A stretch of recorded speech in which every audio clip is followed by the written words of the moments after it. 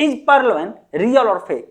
जो बंदा आपके पास पर्ल वाइन के बारे में बताया आया होगा वो बंदा अपना प्रूफ दिखाया होगा कि उसने इतने पैसे कैसे कमाए, और वो प्रूफ एकदम रियल 100% रियल होता है, और वो लगभग हर एक प्रूफ आपके सामने रखेगा जिससे आपको विश्वास हो जाए, ट्रस्ट हो जाए कि आप इस कंपनी में अगर पैसा लगाते हैं तो आपका पैसा आने वाले समय में लाखों करोड़ कमा के देगा। आपको सिर्फ इसमें जो है इतने डॉलर इन्वेस्ट करना है, इतने डॉलर इन्वेस्टमेंट करना है, और इसके बाद कैसे वो अपना बिजनेस मॉडल समझाएंगे, और सब कुछ समझाने के बाद वो दिखाएंगे कि कैसे ये कंपनी जेन्युइन है, कैसे ये विदेश में इतना ज्यादा चल रहा है, सब कुछ वो बताने वाला है।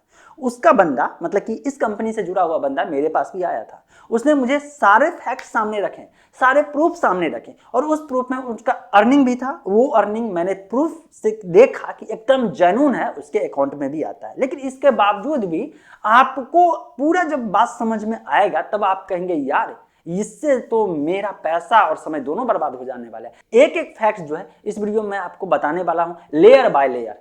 शुरुआत करूंगा कंपनी रजिस्ट्रेशन से, कंपनी जेन्युइन है नहीं, इसके बाद बात करूंगा इसका बिजनेस मॉडल, इसके बाद बात करूंगा ये जो बंदे आते हैं आपके पास इसका इनकम जो है जेन्युइन है तो क्या आपका भी इनकम जेन्युइन होगा या नहीं, और इसके बाद सबसे लास्ट में बात करूंगा कि आने वाले फ्यूचर में जो कमिटमेंट इस कंपनी में जुड़ते वक्त किया जाता है कि आने वाले समय में आपको इतने लाख या इतने करोड़ मिलेंगे, क्या वो सच में मिलेंगे या और कंपनी की तरह ये भी पैसे लेकर के गायब हो जाएंगे। चलिए इस वीडियो को शुरुआत करते हैं कंपनी रजिस्ट्रेशन से। देखिए किसी भी कंपनी को अगर आपको सबसे पहले उससे जुड़ रहे हैं तो आपको वो कंपनी बताएगी कि ये कंपनी भारत सरकार के साथ कमिटमेंट है, और जब वो आपके सामने कोई प्रूफ रखेगा रजिस्ट्रेशन का जिसमें भारत सरकार का लोगो है तब आपका आधा तो आधा मतलब कि लगभग 70% लोग उस पर ट्रस्ट करना शुरू कर देते हैं, और वो गलत भी नहीं है। लेकिन उससे पहले आपको ये समझना पड़ेगा ये भारत सरकार के लोगो वाला कंपनी रजिस्ट्रेशन का जो प्रूफ दिखाता है इसका असल मीनिंग क्या होता है। देखिए अपने देश में जो भी प्राइवेट लिमिटेड कंपनी है उसको अगर रजिस्ट्रेशन करवाना है,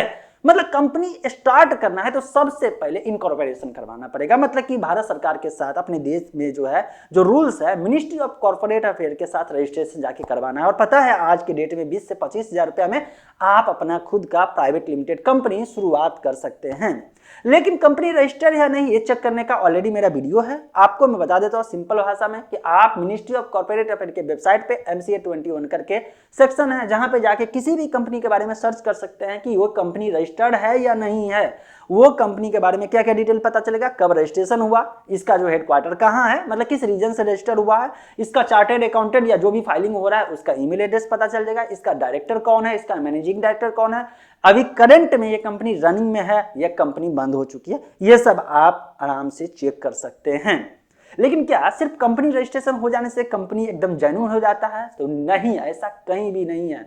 सिंपली मैंने आपको एक वीडियो में बताया था एक तरीका कि अगर आपका रजिस्ट्रेशन मतलब इस देश का नागरिक अगर है तो आपके पास वोटर लिस्ट होगा, और वोटर लिस्ट हो जाने से ये कहीं प्रूफ नहीं होता है कि आप जो है हमेशा जेन्युइन ही काम करेंगे, या जिसका भी वोटर लिस्ट बना हुआ है तो वो कोई गलत काम फ्यूचर में नहीं करेगा, ऐसा नहीं ना होता है। बस सेम कंडीशन लागू होता है यहाँ पे कि अगर कोई भी अपना प्राइवेट लिमिटेड कंपनी रजिस्टर्ड किया हुआ तो वो कंपनी ऐसा नहीं है कि हमेशा सही करती है। अगर ऐसा रहता है तो ईवीज नहीं होता, अम्बे नहीं होता, विदेशी कंपनी इंडिया में रजिस्टर्ड करके काम चला रही है।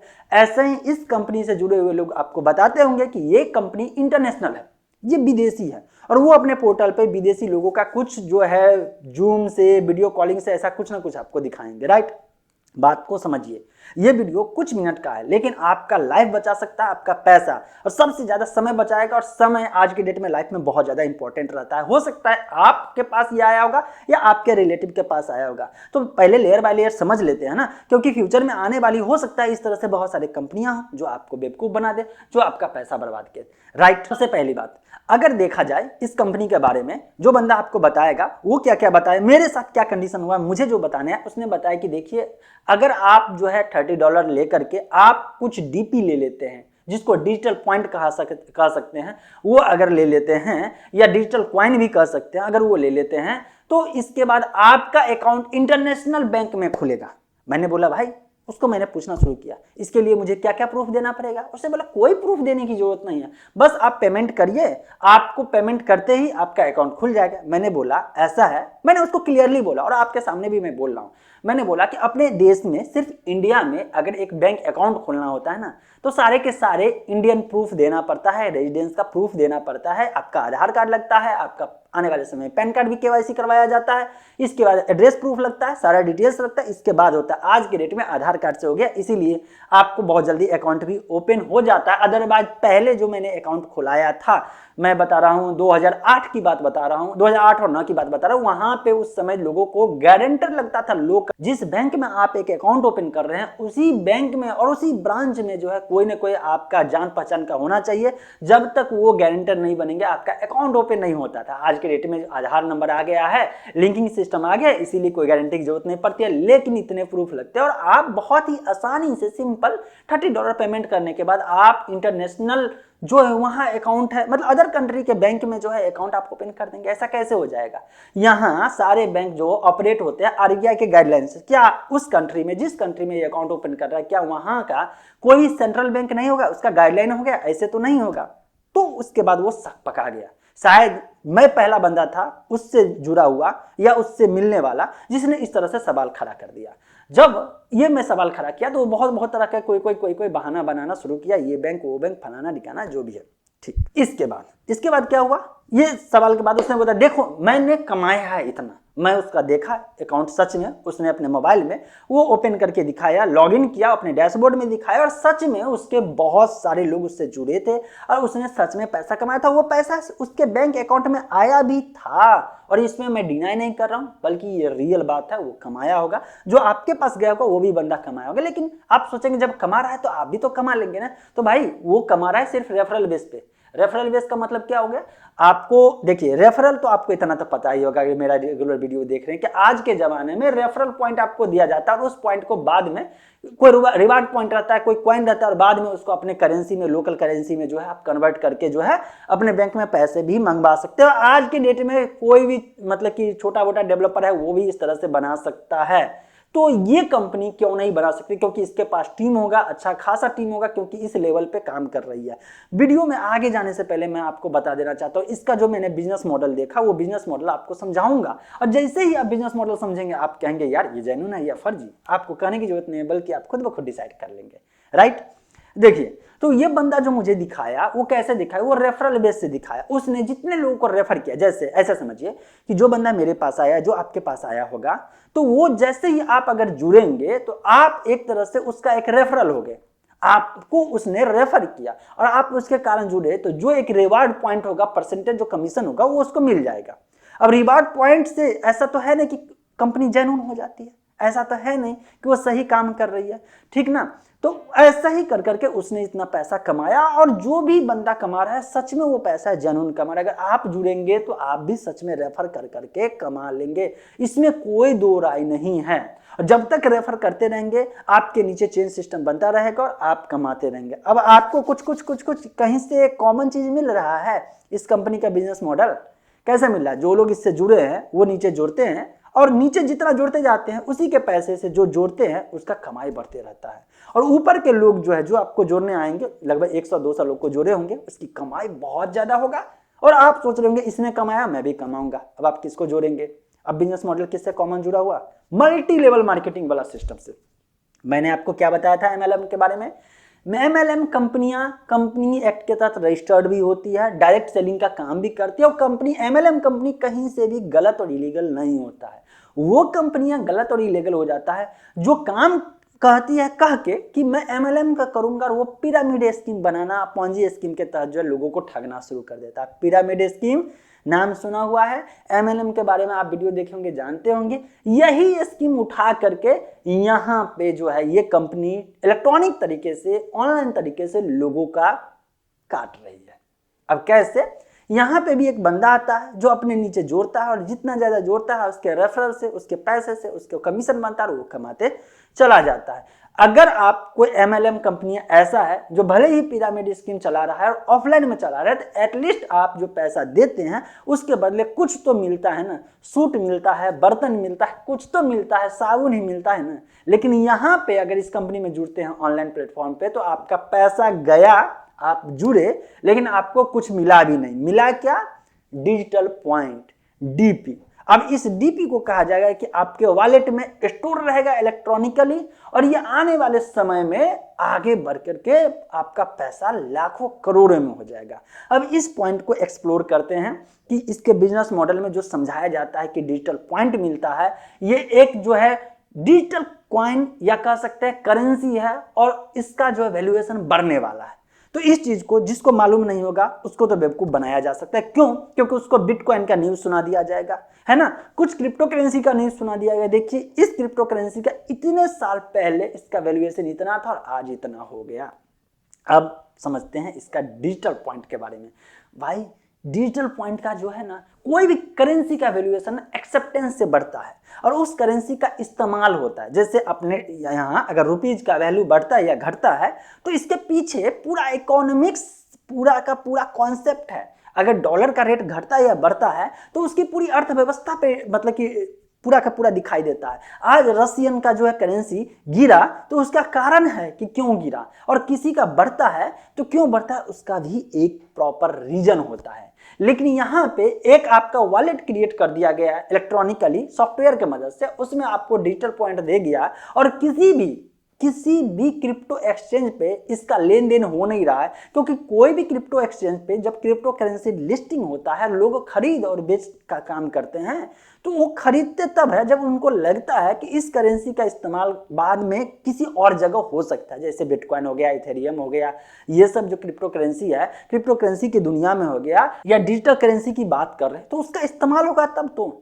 लेकिन ये जो कंपनी की बात मैं कर रहा हूं, ये जो आपको डिजिटल पॉइंट रिवार्ड के रूप में देंगे, जस्ट लाइक वही हो गया कि जब कोई एप्लीकेशन में आप कोई काम करते हैं और आप उस काम को एक्सेस करने के बाद आपको एक पॉइंट या कॉइन दे दिया जाता है, और बाद में आपको लगता है कि उस कॉइन को आप जो है एक तरह से विड्रॉल कर सकते हैं। तो जितना कॉइन होगा उतना ही पैसा विड्रॉल कर सकते हैं। लेकिन आपको कोई बंदा आए कहे कि देखिए, एक एग्जांपल मैं देता हूं, कोई बंदा आए आपको कहेगा भाई मैं आपको एक कॉइन देता हूं, इस कॉइन के बदले आपसे इतना रुपया ले लेता हूं, अब इस कॉइन का वैल्यूएशन फ्यूचर में इतने लाख या इतने करोड़ हो जाएंगे। आप जो है सोचेंगे कि नहीं कि ये कॉइन का वैल्यूएशन किस आधार पे, कोई बेस होगा ना तब तो बढ़ेगा। अगर कोई बेस नहीं होगा तो उसका वैल्यू जस का तस, या कह लीजिए आपको तो वो बेवकूफ बना के चला गया। आप अपना जो है वो पत्थर ले करके अपना ढो रहे हैं, आप वॉलेट में चेक कर रहे हैं, आप उसका वैल्यूएशन देख रहे हैं, आपका कुछ नहीं हो रहा है। मैंने इस कंपनी के बारे में जो भी चीज मैंने देखा है, जितने लोगों जो जुड़ा है उसको मैंने देखा है, तो सिर्फ एक ही चीज देखा है कि वो बंदा कमा रहा है, अगर कोई तो वो कमा रहा है रेफर कर करके, और रेफर इस तरह से कि जैसे वो जो पिरामिड स्कीम है, चेन स्कीम है, उस तरह से। इसके लगभग मेंबर 80 to 90 से 95% का जो कह सकते हैं यूजर है वो इंडियन है। अगर आपको विश्वास नहीं है तो किसी भी डिजिटल मार्केटिंग के लिए जो एसईओ टूल्स के लिए इस्तेमाल होता है, वेबसाइट का ट्रैफिक एनालाइज करने के लिए, जो कोई भी कीवर्ड रिसर्च टूल्स जैसे कि सेमरस हो गया, एचडीएफ हो गया, शायद आपको ये सब नहीं समझ में आएगा क्योंकि ये वीडियो एमएलएम से रिलेटेड है और मैं यहाँ पे डिजिटल मार्केटिंग के टूल्स के बारे में बात कर रहा हूँ। लेकिन इतना समझ लीजिए कि अगर मैं डिजिटल मार्केटिंग के फील्ड में हूँ, मुझे मालूम है, तो मैं आपको बता सकता हूँ कि इस वेबसाइट पे जो है 90% ट्रैफिक जो है इंडिया से आता है। इंडिया से आता है, इसका मतलब क्या हो गया कि मतलब ये ऑपरेट इंडिया से ज्यादा हो रहा है। कुछ परसेंटेज वीपीएन के कारण भी हो रहा होगा और कुछ लोग जो है बाहर होंगे तो वो भी सर्च कर देंगे। लेकिन अगर 90% ट्रैफिक इंडिया से आ रहा है, इसका मतलब क्या है कि इंडियन लोगों को, अपने देश के लोगों को दूसरे देश के नाम पे कह के आपने यहाँ ये सर्विस परोसा जा रहा है और बेचा जा रहा है। कहा जा रहा है कि ये अदर कंट्री में भी ऑपरेट हो रहा है, ऐसे हो रहा है, वैसे हो रहा है। तो देखिए बेवकूफ बनने की बात नहीं है। ऐसा होता है ना कि दूर का ढोल सुहाना लगता है, दूर की बातें हमें पता नहीं होती है और कोई कुछ कह के चला जाता है और हम लोग आसानी से इस बात पर विश्वास कर लेते हैं कि बस रातों रात मैजिक होगा और करोड़ों रुपया हमें मिलने वाला है। देखिए कहीं पे भी अपने कमाया हुआ पैसा लगा रहे हैं तो आप पहले एनालिसिस करिए, उसके बिजनेस मॉडल को समझिए, और बिजनेस मॉडल अगर जेन्युइन है तब तो कोई दिक्कत नहीं है। लेकिन अगर बिजनेस मॉडल फ्रॉड हो गया, मैं आपको फिर से इस वीडियो को लास्ट करने से पहले मैं आपको कुछ बातें बताना चाहता हूं। मैं कहना चाहता हूं क्या ये कंपनी जो पैसा दे रही है वो भी सही है? तो हाँ, एकदम सही है। लेकिन अगर ये आप करें फ्यूचर में इतने करोड़ मिल जाएंगे तो ये यहाँ पे सरासर गलत है। अगर रेफरल बेस से आप पैसे कमा रहे हैं तो कमाते रहेंगे, जब तक रेफर करते रहेंगे आपको मिलता रहेगा। जो लोग रेफर नहीं करेंगे उनको कुछ नहीं मिलेगा। लेकिन अगर कोई कहता है कि इतने इतने मिलेंगे तो यहीं पर समझ लीजिए कि ये एक फर्जीवाड़ा है। अब आपके मन में एक सस्पिशन आता होगा, थोड़ा सा सोचते होंगे कि क्या इस कंपनी से आपको जुड़ना चाहिए। तो मैं आपको, ये आप पे डिपेंड होता है, मैं आपके ऊपर छोड़ देता हूं कि अगर, पहले जाते जाते मैं कह देता हूं कि अगर आप रेफरल बेस से कमाना चाहते हैं, सिर्फ रेफर कर करके कमाना चाहते हैं, आपके पास कोई काम धंधा नहीं है, तो बेशक इस कंपनी से आप जुड़ सकते हैं, काम करते रहिए। अगर आपके पास और कोई काम है, आप अपना समय और पैसा बर्बाद करना चाहते हैं, तो इस कंपनी से जो लोग जुड़े हैं या डायरेक्ट जो ऑनर हैं, कहीं पे भी टिकट जनरेट होता है, सपोर्ट सिस्टम, मेल जो भी होता है, कांटेक्ट करने का ऑप्शन, उनसे कांटेक्ट करके उनके एक बिजनेस मॉडल से पूछिए कि अगर मैं इस कंपनी में जुड़ता हूं, मेरा जो पैसा इसमें जमा होता है वो जो है मुझे किस बेसिस पे और किस आधार पे फ्यूचर में इतना ज्यादा मिलने वाला है, ये सवाल जरूर कीजिएगा। एनीवे, आपको ये वीडियो कैसा लगा? अगर बढ़िया लगा, जो मैंने एनालिसिस किया उसमें कोई फ्लो या फॉल्ट रह गया है तो आप नीचे कमेंट में जरूर बताएं, और अगर मैं किसी भी पॉइंट पे गलत हूं तो वो भी कमेंट सेक्शन में पॉइंट आउट करके बताइए कि हाँ ये चीज जो बोले हैं आप ये गलत है, और अगर मैं सही हूं तो इस इंफॉर्मेशन को अपने लोगों के साथ शेयर करके उनकी जानकारी बढ़ाइए, क्योंकि जो लोग जुड़े हैं उनको भी अभी तक नहीं पता है कि हाँ क्या क्या दिक्कतें हो रही है। उनको पूरा विश्वास है कितना पैसा मिलेगा, लोगों को जोड़ते जा रहे हैं, तो एटलीस्ट उनको भी तो जानकारी मिलना ही चाहिए ना। एनीवे, मिलते हैं फ्रेश और अपडेटेड इन्फॉर्मेशन के साथ अगले वीडियो में।